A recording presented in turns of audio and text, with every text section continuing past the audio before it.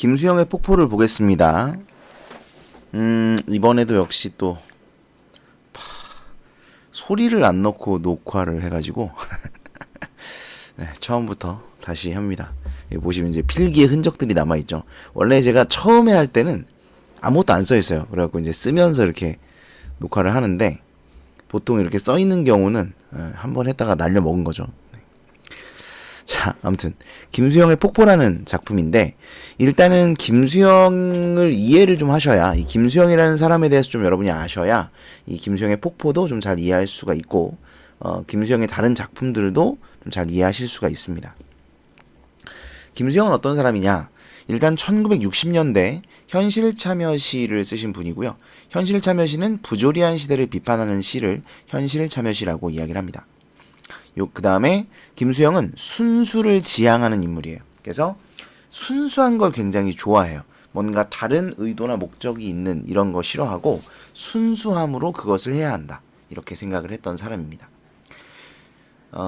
그래서 이 사람이 비판하는 것들은 대체로 순수하지 못한 것들이겠죠. 부조리한 것들. 그 다음에 지식인으로서 현실을 비판하는 정신을 가져야 한다고 스스로 생각을 했어요. 그러니까 이거는 너네가 그래라 이게 아니라 내가 그래야 한다고 생각을 한 거예요. 내가 대학을 나왔고 내가 지식인이고 내가 문학을 하는 사람인데, 그렇다면 이 부조리한 현실을 비판하는 것이 당연하고 의무이자 책무이다 라고 생각을 했던 사람이에요. 제가 이걸 왜 얘기하느냐? 중요합니다. 여러분 이걸 알고 계셔야 돼요. 이따가 또 나올 겁니다. 자, 내용을 한번 볼게요. 제목은 폭포고요. 폭포는 고든 절벽을 무서운 기색도 없이 떨어진다. 자, 무서운 기색이 없다라는 것은 두려움이 없다라는 뜻이에요. 그죠? 두려워하지 않는다. 고든 절벽이 있는데 이 고든 절벽을 두려워하지 않고 떨어진다. 요거네 체크 안 돼 있냐? 떨어진다. 떨어진다가 지금 반복이 돼요. 그죠? 떨어진다, 떨어진다, 떨어진다. 이렇게 반복이 됩니다. 반복을 통한 운율 형성이 사용되고 있어요. 그 다음 보시면 규정할 수 없는 물결. 이게 규정할 수 없다는 것은 자유롭다. 네, 어떤 틀에 담기지 않고 지멋대로 한다. 자유롭다. 이런 뜻으로 볼 수가 있겠죠. 그래서 이건 이제 폭포의 속성인데 폭포는 자유롭다는 거죠. 규정할 수 없다. 그리고 무엇을 향하여 떨어진다는 의미도 없이.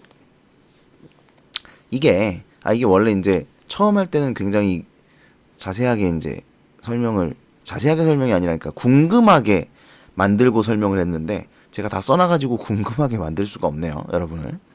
자, 의미도 없이라는 것은 목적이 없다는 거예요. 그러니까 다른 목적이 없이, 다른 의도가 없이, 이런 뜻이니까 다시 말하면 순수하게, 이런 뜻인 거죠. 그러니까 순수하게 떨어진다는 거예요.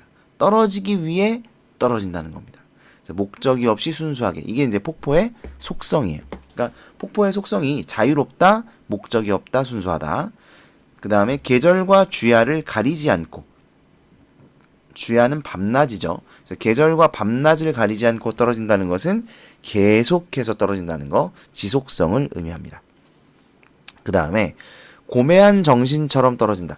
고매한 정신처럼 쉴 사이 없이 떨어지는데, 여러분 이게 지금 직유법이 쓰였잖아요. 고매한 정신처럼 이러면 직유법인데, 우리가 강아지 같은 내 동생이라고 하면, 제가 이거 그 비유법 설명할 때도 말씀드리지만, 강아지 같은 내 동생이면 직유법이 쓰였는데 강아지와 내 동생 사이에 공통적인 속성이 있다고 생각하기 때문에 그렇게 비유를 하는 거거든요. 그러니까 고매한 정신처럼 떨어진다는 것은 원관념이 폭포인데, 폭포가 고매한 정신처럼 떨어진다는 건데, 그러면 폭포가 곧 고매한 정신이라는 속성을 가지고 있다는 얘기죠. 그래서 폭포의 속성을 고매한 정신, 고매하다라고 말할 수 있다는 겁니다. 그러니까 이 사람이 바라보는 폭포는 자유롭고 목적이 없이 순수하며 지속성이 있고 고매한 것이죠. 됐죠? 그럼 여기서 보면 어떤 태도가 드러나냐면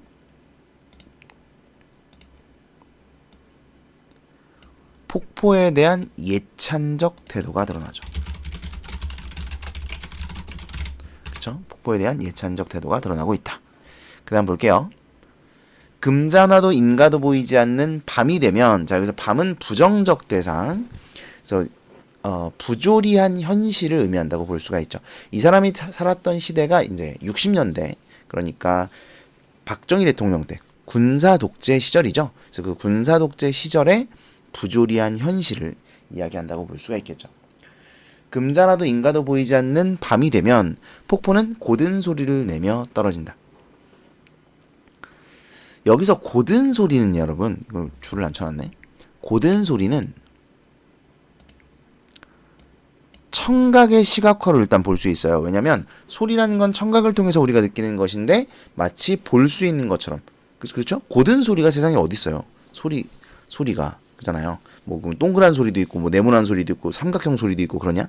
그러지 않을 거 아니에요. 그러니까 고든 소리는 청각의 시각화로 볼 수가 있는데, 그럼 이걸 고든 소리라고 말하는 건 뭐 때문이냐면, 여러분 옛날부터 이 곧다는 거, 뭐 대나무 이런 거잖아요. 곧다는 게 뭘 의미해요? 지조와 절개를 의미하죠. 자신의 신념을 지키고 자신의 뜻을 굽히지 않고 옳은 것을 옳다고 말하는 거, 이것을 이제 지조와 절개라고 이야기를 한단 말이에요.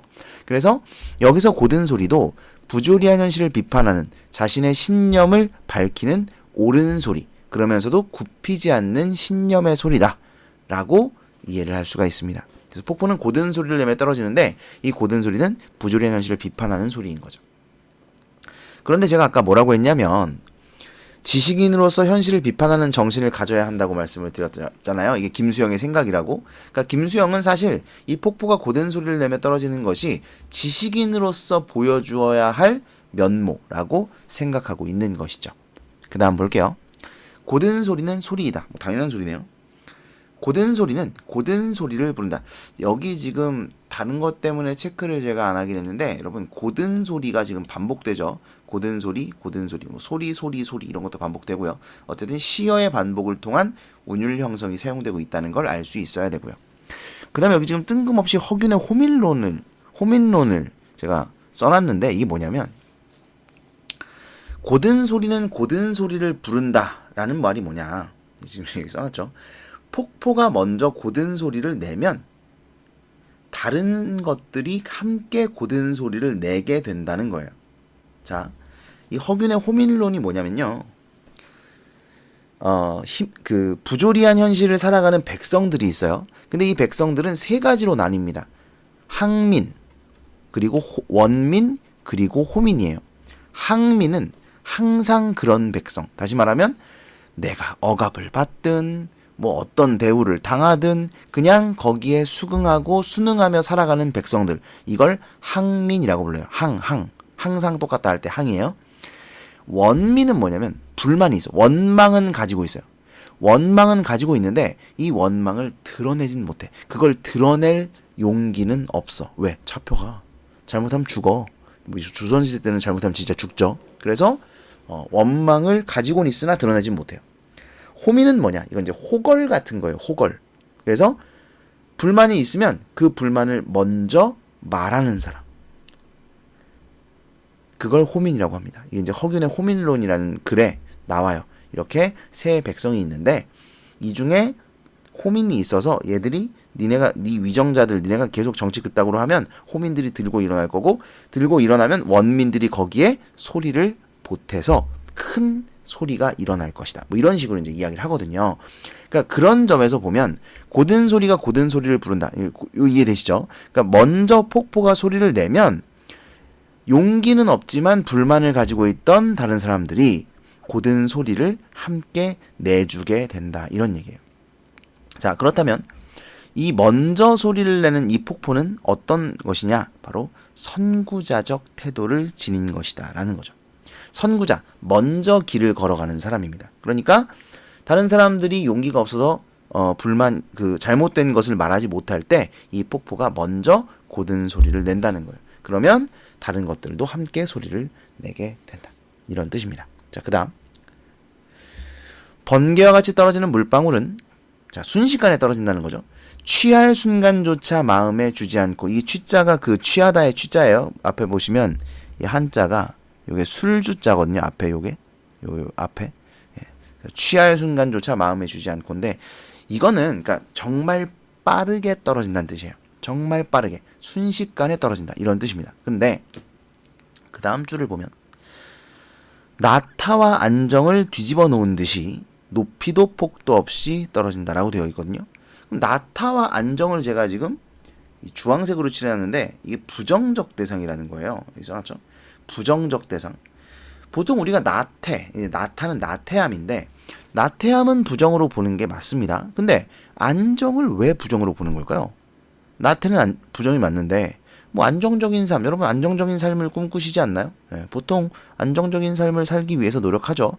근데 왜 이 사람은 안정을 부정적으로 보는가? 자, 이걸 이해하기 위해서는 아까 얘기했던 이 사람의 이 태도를 이해하셔야 돼요. 나는 지식인이야. 나는 지식인으로서 현실을 비판하는 정신을 항상 가지고 있어야 돼. 날카롭게 이 현실을 비판해야 돼. 라고 생각했단 말이죠. 그런데 김수영이 한때 가족들과 함께 시골에 내려가서 그냥 행복하게 별일 없이 평온하게 그렇게 살았던 적이 있어요. 이 사람의 인생에서. 그랬는데 그때 서울에 있던 그 버시 친구가 얘 집에 이제 놀러 와요. 뭐 놀러 온 건지 아무튼 다니러 와서 지금 서울은 이러이러하다네. 누구누구는 잡혀갔고 누구누구는 억울하게 고문을 당했고 뭐 이런 이야기들을 이제 들려주는 거죠. 그 이야기를 듣고 김수영이 너무 부끄러워합니다. 왜? 아, 나는 지식인으로서 현실을 비판하는 정신을 항상 날카롭게 가지고 있었어야 함에도 불구하고 나태와 안정에 빠지고 말았구나. 라고 자기 스스로를 부끄럽게 여겨요. 그러면서 쓴 시가 바로 김수영의 사령입니다. 그래서 이게 여기 써 있는 거예요. 김수영의 사령. 이게 사자가 죽을 사자, 영자는 영혼할 때 영자예요. 그래서 김수영이 그런 얘기를 하면서 아, 나의 영혼은 죽어 있는 것이 아니냐? 라고 이야기를 합니다. 그래서 이 사람은 항상 내 어떤 영혼이 날카롭게 이 현실을 비판해야 된다고 생각을 했던 것이고 그렇기 때문에 나태와 안정을 부정적으로 바라보는 것이에요. 이해되시죠? 그리고 그렇기 때문에 순식간에 떨어지는 이 물방울, 취할 순간조차 마음의 여유를 주지 않는 이 물방울은 나태와 안정을 깨버릴 수 있는 것인 거죠. 여유가 없으니까. 원래 나태와 안정이라는 건 여유에서 나오는 거거든요. 근데 그 여유를 없애버리기 때문에 나태와 안정을 뒤집어 놓을 수 있는 거예요. 그래서 폭포는 여전히 긍정적 대상이라고 이해하시면 되겠습니다. 자, 내용은 이렇게 정리하고 바로 내용 정리를 보시죠. 자, 갈래는 자유시, 현대시, 그리고 현실 참여시입니다. 상황. 지금 화자가 안 나오죠. 그죠? 나가 없어요. 뭐 나도 없고 뭐 다른 화자도 없는데 그렇다고 해도 어쨌든 이 상황은 폭포가 떨어지는 걸 누군가가 바라보고 있다고 우리가 생각을 할 수 있죠. 그래서 이 시는 화자가 겉으로 드러나지 않는다는 특징이 있습니다. 하나 써줄까?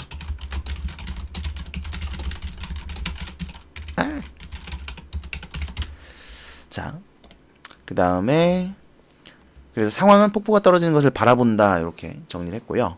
정서 및 태도는 정서가 뭐 그렇게 많이 드러나진 않고 왜냐면 바라보는 것을 쓴 거니까 다만 폭포에 대한 예찬적인 태도는 드러나고 있습니다. 자, 표현상 특징 정리를 해보면 단정적 단정적어조라는 건 딱 잘라 말하는 거예요. 이건 이거야 이렇게 이건 이거야 이렇게 딱 잘라 말하는 건데 고든 소리는 소리야. 고든 소리는 고든 소리를 부른다. 불러. 이렇게 딱 잘라서 말하고 있잖아요. 그죠? 이런 걸 단정적어조라고 말할 수 있어요. 단정적어조가 뭔지를 모르시면 써놓으셔야 돼요. 저는 아니까 안 썼습니다만.